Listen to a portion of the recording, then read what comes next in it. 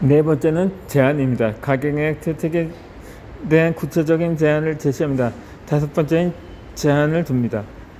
8시 전까지 구매하면 30% 할인, 재고 마감 임박 등의 구매자의 욕구를 자극하는 것도 이와 같은 맥락입니다.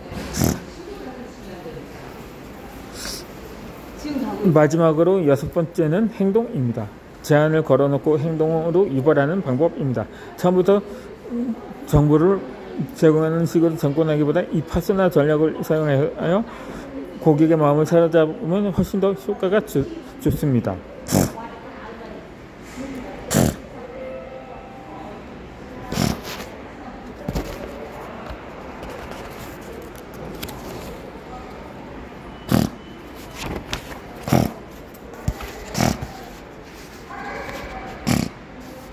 이 고객을 모으는 가장 좋은 방법이 있습니다. 콘텐츠를 어떻게 만들지 확신이 서기 시작했다면 이제 내 콘텐츠를 소비할 사람들을 어떻게 멋지게 생각해야 할 때입니다. 즉 메시지를 필요로 하는 고객을 어떻게 찾을 수 있을까에 대한 부분인데, 이 비밀을 알기 위해서는 다음 5단계의 질문에 대한 답을 찾고 그를 행동으로 옮기면 됩니다. 이 질문의 첫 번째는 내 콘텐츠를 구매하거나 배우기에 기꺼이 돈을 지불할 고객은 누구인가입니다. 앞서 나는 타깃층을 어떻게 설정할지가 성공 여부를 가르는 중요한 열쇠라고 강조해 왔습니다. 이 연령층이라든가 직업, 성별, 가치관 등 내 콘텐츠를 소비할 사람을 구체적으로 그리는 일이 필요합니다. 어떤 직군에서 종사하는지, 어떤 고민을 품고 있는지, 어떤 목표를 가지고 있는지, 어떤 미래를 꿈꾸고 있는지 등 내가 기획한 콘텐츠를 원하는 사람들의 상을 꼼꼼하게 분석하고 그려봅시다. 막연히 생각하는 것보다 콘텐츠를 어떻게 만들어야 할지 구체적인 방향이 보일 것입니다.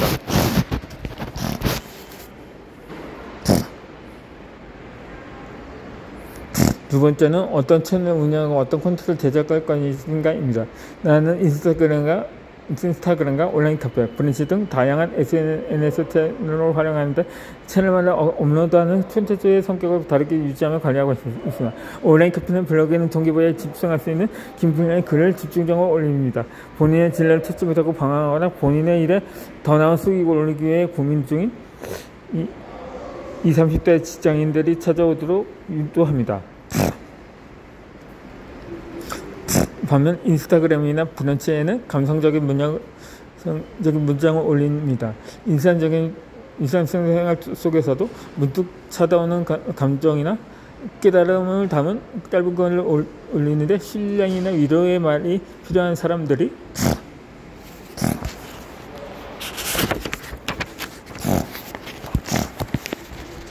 자주 찾습니다.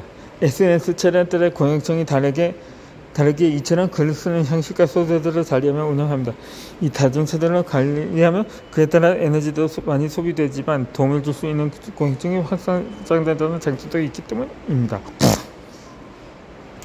또한 고객들은 콘텐츠를 읽기, 보기, 듣기, 경험하기의 형태로 소비하는데 핵심 타깃층이 어떤 유형의 콘텐츠를 더 선호하는지 주제에 따라 무엇이 더 적합할지도 고려해야 합니다. 이 책을 소개해주는 콘텐츠를 만든다 가정했을 때 영상으로 풀어낼 것인지 책을 쓸 것인지 아니면 팟캐스트로 제작할 것인지 등을 고민해야 합니다. 이때는 시장 분석을 통해서 비슷한 소재의 콘텐츠가 어떤 유형을 보이는지 평균 노출조는 어느 정도인지 고객 리뷰 등을 확인합니다. 세 번째는 나는 내 콘텐츠는 어떤 그릇에 담고 싶은가입니다. 앞서 타깃층이 선호하는 채널에 콘텐츠를 생각해 보라고 했는데 콘텐츠 제작자인 내가 어떤 방식을 선호했는지 고려하는 것도 굉장히 중요합니다. 얼굴을 드러내는 유튜브 채널이 인기를 얻고 있다고 해서 프라이버시에 극도로 민감한데도 불구하고 얼굴을 드러낸 그 영상의 익명성을 빙자한 악플이 달려서 마음의 상처를 입는다면 안 하는 일이만 못한 상황이 될 수도 있습니다. 나는 사람들은 소수로 만나서 깊은 세계차를 주는 게 좋습니다. 나는 다수의 사람들 앞에서 내가 준비하는 강의안을 일방향적으로 얘기하는 게 좋습니다. 나는 스마트 스토어를 운영하며 고객들을 굳이 만들지 않고 물건을 판매하는 게 좋다는 식으로 본인의 선호 방식을 알아야 합니다. 타겟층이 좋아하는 형태의 콘텐츠를 제작할 수 있는 능력이 그에 따른 반응이 좋게 나온다 하더라도 만약 콘텐츠를 만드는 일이 힘들고 부추길 수 있는 자신의 강점 매력을 부추길 수 없게 됩니다. 콘텐츠로 승부를 보고 있다면 자신의 특정조차를 활용해야 합니다.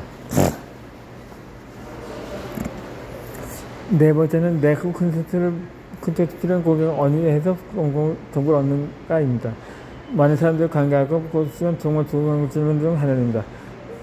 마케팅과 사이트를 어떻게 소극적으로 할 수 있을지 기준과 고민이 연결되어 있는 질문이기 때문입니다. 예를 들어 어느 분은 아기 용품을 사업을 한다고 가정해봅시다. 그럴 때 단순히 타깃층과 연령과 그들의 유형 특성을 연구할 뿐 아니라 주로 어떤 카페와 커뮤니티에서 활동하고 정보를 구하는지 파악해야 합니다. 아이의 부모라면 맘카페에서 필요한 정보를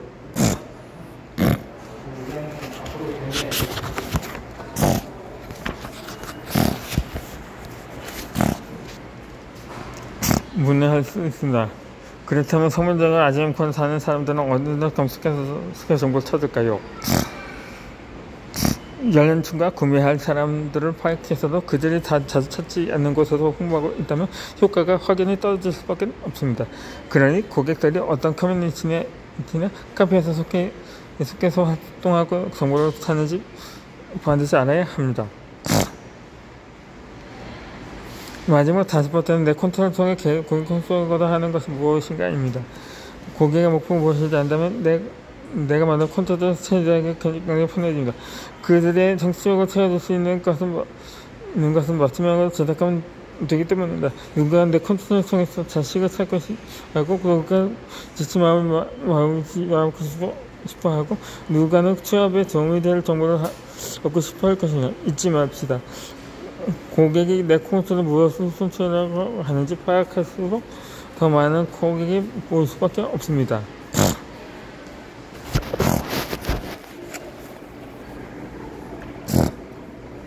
이 독창적인 아이디어를 내는 1%만의 비밀입니다.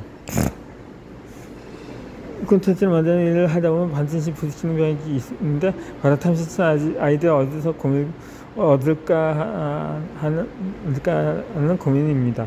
아무리 좋아하는 주제를 조사하고 연구하더라도 내 콘텐츠를 소비하는 사람들을 꼬먹기 위해서 언제나 새로운 방향의 소비와 접근이 필요합니다. 이때 가장 효과적인 방법이 당연히 보이는 것에 의문을 묻고 질문을 던지는 것입니다.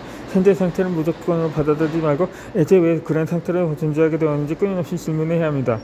예를 들면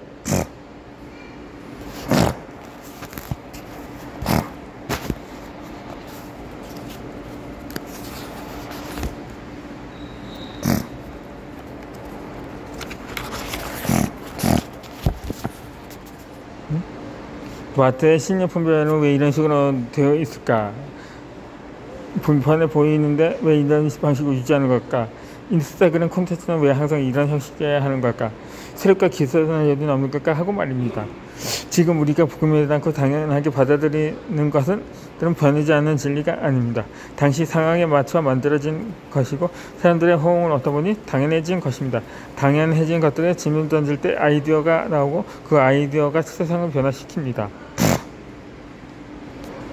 그런데 문제는 우리가 질문을 던지는 일에 익숙하지 않다는 데 있습니다. 학교를 다닐 때도 직장을 다닐 때도 질문 던질 경험이 현저히 부족합니다. 궁금한 것이 생겨도 지금까지 계속 그러왔으니 나도 따라하면 되겠지 하는 생각으로 고민조차 하지 않는 경우가 많습니다. 2010년도에 서울에서 열린 G20 정상회의 해외 페이메시에서 버락 오바마 미국 대통령은 한국 기자들에게 질문권을 주겠다고 제안했었습니다. 하지만 오바마 대통령의 이런 제안에도 강연장이 조용했습니다. 어떤 한국 기자도 질문하지 않던 오바마 대통령을 다시 한국어로 질문하려면 아마도 통역이 필요할 겁니다. 하며 통역을 써도 좋으니 질문해달라고 다시 요청했습니다. 그럼에도 모두가 멋쩍게 웃을 뿐 여전히 아무도 질문을 하지 않았습니다. 그러다 중국 기자가 실망시켜드려서 죄송합니다만 제가 아시아를 대표해서 질문을 해도 될까요?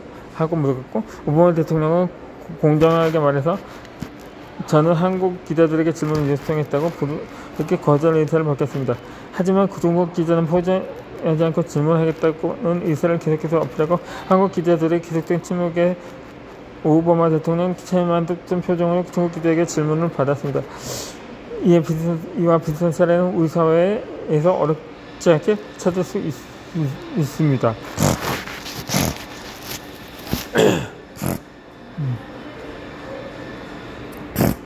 2015년 11월 조선일보 취재팀은 서울의 한 사립대학교 학생 205만 명을 대상으로 수업시간에 질문한 적이 있는지를 물었습니다. 응대전 학생은 그렇다고 대답한 학생은 31.7%에 그쳤습니다. 나머지 10%에 가까운 학생들은 강연 중 질문한 적이 없다고 했습니다. 취재팀은 질문하지 않은 이유에 대해서 물었는데 학생들은 궁금한 게 있었지만 여러 이유로 질문을 하지 않았다고 했습니다. 즉 용기가 나지 않거나 주변 시선 때문에 망설이고 주저한 것이었습니다. 내가 던진 질문이 수업 시간에 이미 다뤘던 내용이지 않았을까? 내가 제대로 잘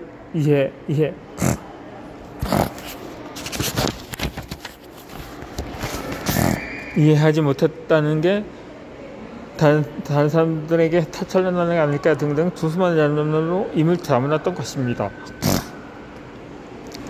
우리는 적절한 질문이나 적절하지 못한 질문에 대해 감각적으로 스스로를 가물하는 데 익숙해합니다.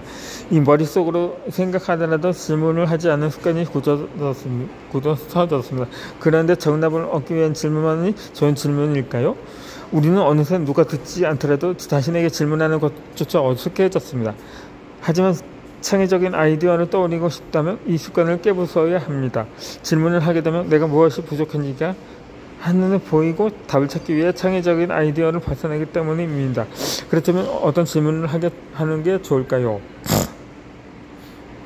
이 세계적인 미래학자의 다니엘 핑크에 져서 파는 것이 인간이다에서는 미하이 칙센루트 미하이 교수의